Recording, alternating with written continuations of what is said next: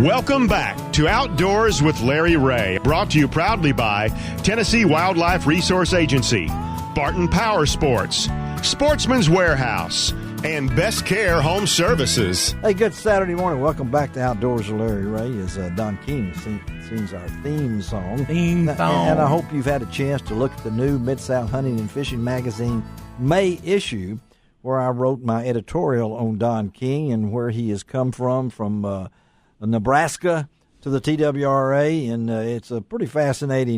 Did you put the part in there where he used to race go-karts?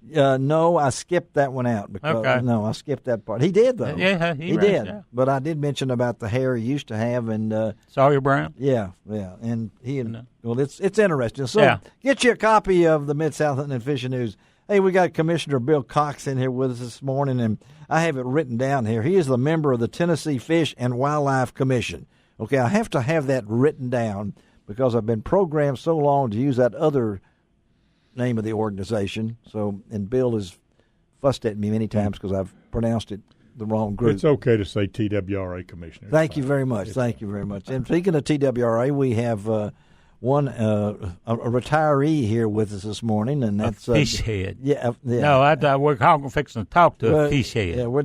Yeah, and of course Gene Smith is here, hunter education man. He is Dave's bodyguard. And shaking his head. And celebration of Cinco de Mayo, it's Rodriguez and Lopez. Rodriguez, which one's Lopez? I am. All right, Lopez. All right, well, we got Frank Fiss on with us right now, and he is, as Dave said, I don't like to call him a fish head or anything fish. like that. F-I-S. We'll let Bobby, what's his name, Wilson, do that. But anyway, Frank is the TWRA Fisheries Chief, and we're going to talk with Frank about a subject that I recently had the privilege to listen to Frank do a presentation on the Asian carp at the Tennessee Outdoor Writers Association Conference up at Montgomery Bell State Park. He did a wonderful job. And Frank, first of all, good morning and welcome to Outdoors. Good morning, Larry. Glad to have you. You've got a meeting coming up, and I say you and Tim Broadbent will be up there in Paris on May the 24th, right? That's correct. To talk Asian carp. Now, why do we need a meeting to talk about Asian carp? Is it a problem? Well, yeah, Asian carp are a national problem. It's a problem. It's a problem everywhere you have an Asian carp. We would rather not, obviously, but yeah, we really want to have a meeting because there's been a lot of information that has been going around on Facebook and other platforms that we've got a lot to add to that conversation. We've got a lot of facts and things that people just aren't aware that we're doing. So we've been busy doing stuff to the point where we've not kept people up to date, I'm afraid. So we've updated our website recently about Asian carp, and we think this public meeting would be welcome in that area because I know there's a lot of people concerned about carp there, as they should be. I don't think we have anybody that's pro carp. The agency is behind getting rid of carp as best we can, and I know the sportsmen would like us to do it faster, but we're doing everything we can. And there's a lot of levels to it at a national and a regional, like at a Ohio Basin level, and then at the Tennessee Cumberland level where we're working. So I want to explain that to the public as well. And this will be at 6:30.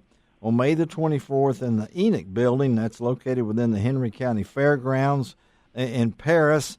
And I know, that, as you said, Tim Broadbent will be up there. He is our Region 1 fisheries biologist. And I know, talk a little bit about the Asian carp. You know, it was fun and games early on, jumping fish. Everybody laughed and thought it was a wonderful thing. What makes Asian carp such a nemesis for us? Well, the problem with the carp are that they're not a native species, so they sometimes non-native species can come into an environment where they don't have a natural predator or whatever, some reason to control something that will control them well, and they can become very abundant. Mm-hmm. And that's what we're experiencing with these carp. On the Mississippi River was the first place that we saw them. Yes, it was. We were concerned in the mid to late 90s about carp, but it was a while more before we had them abundant on Kentucky Lake and the Cumberland River system. So the problem is that, as these fish get abundant, they're tying up resources that other fish would need. They're filter feeders, so they're only eating that really small zooplankton stuff that's in the river, in the water column. But all fish eat that same that same material. So they're taking at away some point in their life stage. Yeah. But the important, so that's one of the reasons we're concerned about how it will affect the ecosystem and our sport fishing and all. But the other side of this is one of the 4 species of carp is prone to jump when it's startled by boat engines. Yes. So this is a first opportunity to have some serious health risks to humans that are out on the water. This is not just a fishing issue; it's a boating issue. If you're in shallow water, you need to be aware that these fish could jump in your boat and damage you or your gear and everything else. So we're concerned about how many that are out there now, but we're nowhere near the density that I've seen on other rivers in Illinois, for example. But we still have levels that are of concern. The reason we have Tim Broadbent is going to be a star of that meeting is that he's got all the sport fish data that he's worked up for the last several decades.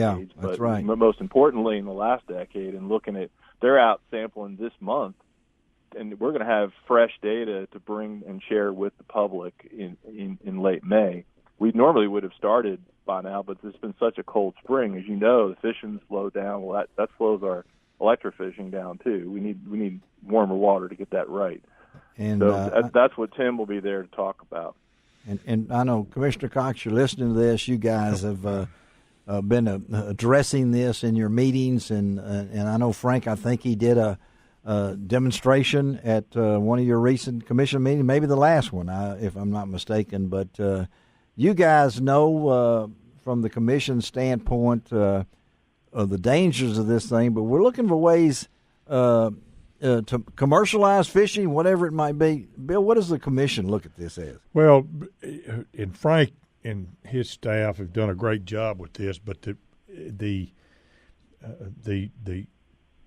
answer, or the short-term answer, looks like getting our commercial fishermen to net these fish and take them out of the water. And the dilemma is the cost and what to do with them. I mean, you could dig a hole and put them in the hole and cover them up, or grind them up for fertilizer on an ag field. But that is not a self-funding answer. No. So the best thing to do, and Frank and them are trying to work on it as best they can, is develop a market for it. And entrepreneurs are developing either a fertilizer market or a human food market or a pet food market.